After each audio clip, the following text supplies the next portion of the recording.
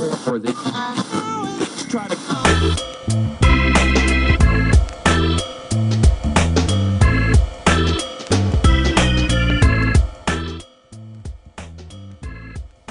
All right, welcome back to the Pittsburgh Business Virgin. We're sitting here with Dave Fiola of the Town Planner Calendar Coupon Book.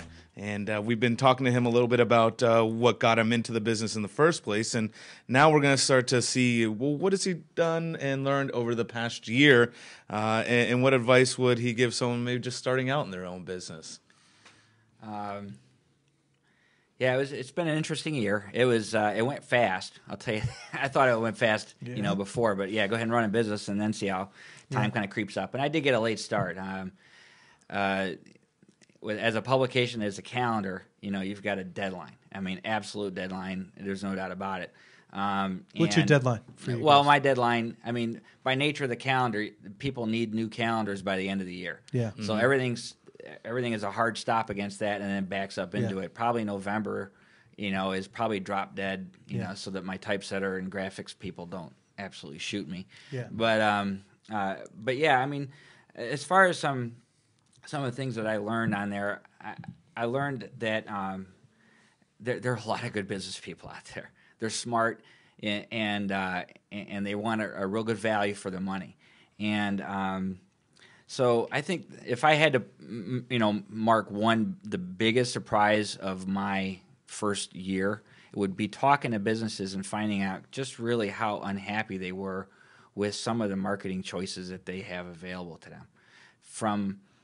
And I really didn't hear too much about money. It was just effectiveness and what they actually thought they were getting for the money that they were spending. They're willing to pay, but they're not getting. I don't think they have a problem. I really don't think that they had a problem putting forth some money, but they just don't feel that at least in the Somerset area and the choices that they have, they just don't feel that they were getting the value for the money that they wanted, that they were spending. So I think that's probably the biggest surprise as my first year in business. That was probably the one. As far as the thing that I need to learn to do is probably set deadlines, be a little more firm on some deadlines and things to get ad. Be a little more assertive with people, just a little more make them realize that you're running a business type of thing. Yeah, and I mean, just like they do, they've got to answer to people and so on, and I do as well. And we just got to have some of that, a little better meeting of the minds early on. And that'll come. And it's really important for me now, especially going into two more areas that I can't let everything kind of fall. You were talking about that. One of the other things, and I got to give you a lot of credit because I think one of the neat things about Dave was that you have a lot of zips, a lot of households, in the ballpark of what'd you say, 95,000 households, roughly. but you actually only did about 15,000. Yeah. That was one of the things, too, as far as any advice that I would give somebody is keep it simple. Yeah. If you can, start out in a way that allows you enough time and cushion to kind of make the mistakes and not have it kill you. Which is what and why I say that was exceptional that you did that is because you knew there was going to be a learning curve and you didn't want to overextend yourself. And you wanted to make sure you underpromised and overdelivered to the people who you were going to do business with. Yeah. Because this year you're thinking about what?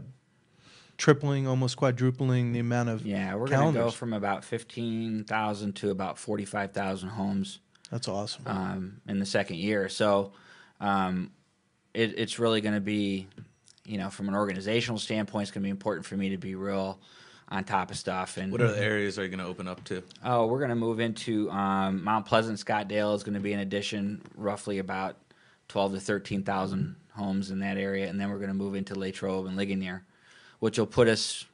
That'll probably be our biggest addition to date. Once we add those two together, by 16, 17,000. We're going to wrap this segment, but some key, I think, key learnings from this segment. There's, especially for those people out there marketing business owners, a lot of unhappy business owners as far as how they're spending their marketing money. They're looking for something that's going to be turnkey, efficient, not going to kill them as far as expense. Hold people to deadlines. Be assertive. On the keyword value a number of times. times. Value, absolutely.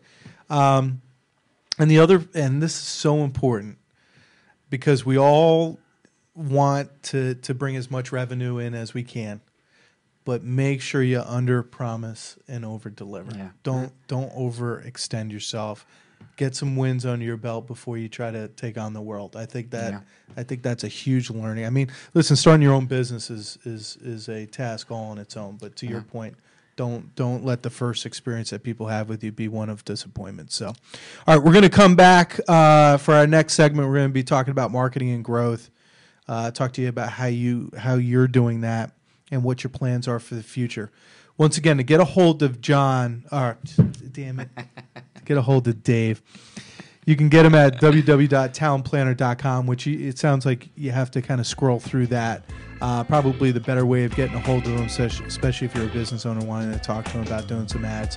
Get a hold of him on his direct dial, 814-483-9535. We're going to have that. It should be on the bottom of your screen as you're watching this, 814-483-9535. We'll be right back with Dave.